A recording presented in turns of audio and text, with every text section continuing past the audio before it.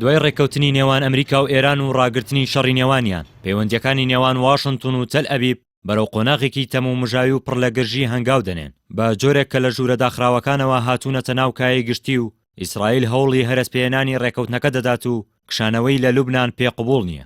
بە پێی راپۆرتێکی ڕۆژنامەی مەعاریفی ئیسرائیلی واشنگتن پەیامی توندی ئاراستەی تەل ئەبیب کردووە و هۆشداری داوە کە بەردەوامبوونی سەرپێچەکانی ئیسرائیل دەبێتە هۆی سەرهەڵدانی قەیرانێکی بێوێنە. سەرچاوەکانی ئەو ڕۆژنامەیە ئاماژە بەوەکەن کە ئیدارەی ترامپ فشارێکی زۆر دەخاتە سەر ناتانیاهۆ بۆ پاشەکشە لە باشووری لوبنان و چیای شێخ لە سووریا. تەنانەت هەڕەشەی ئەوە دەکرێت کە ئەم قەیرانە تەنیا لە چوارچێوەی لێدواندا نەمێنێتەوە و بگۆڕێت بۆ هەنگاوی پراکتیکی وەک ڕاگررتنی ناردنی چەک و سەپاندنی سنووردارکردنی ئەمنی. ئەمەش دوای ئەوەی ئیسرائیل داواکاریەکانی ئەمریکای بۆ نواندنی نەرمی لەبارەی لوبنان ڕەت کردەوە. لەلایەکی دیکەوە ئاژانسی ڕۆیتەرس لە زاری بەرپرسێکی باڵای نزیک لە بنیامین ناتانیاهۆ گواستوویەتەوە کە ئیسرائیل سەرقاڵی دانوستانێکی یەکجار ئاڵۆزە لەگەڵ ئەمریکا سەبارەت بەبوونی سەربازی لە باشووری لوبنان چونکە تەل ئەبیب سوورە لەسەر نەکشانەوە و جێگیرکردنی ناوچەیەکی دابڕاوی ئەمنی.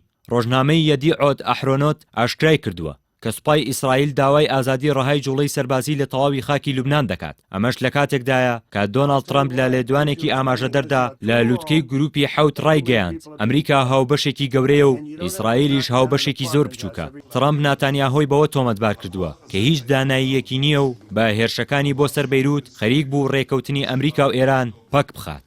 ماڵپەڕی ئەکسیسۆسی ئەمریکی تیشک دەخاتە سەر وەرچەرخانێکی دراماتیکی لە ناوخۆی ئیسرائیل بە جۆرێک ئەو میدیایانەی کە پێشتر لایەنگری سەرسەختی ترامپ بوون ئێستا هێرشێکی تون دەکەنە سەر خۆی و تیمەکەی. کەناڵی چواردەی نزیک لە ناتانیاهۆ جێگری ترامپی بە ناپاک وەسف کردووە و جاریت کۆشنەر و ستیڤ ویتکۆفی بە دژەجوو تۆمەتبار دەکات بەوەی ئیسرائیلیان لە پێناو بەرژەوەندی دارایی فرۆشتووە.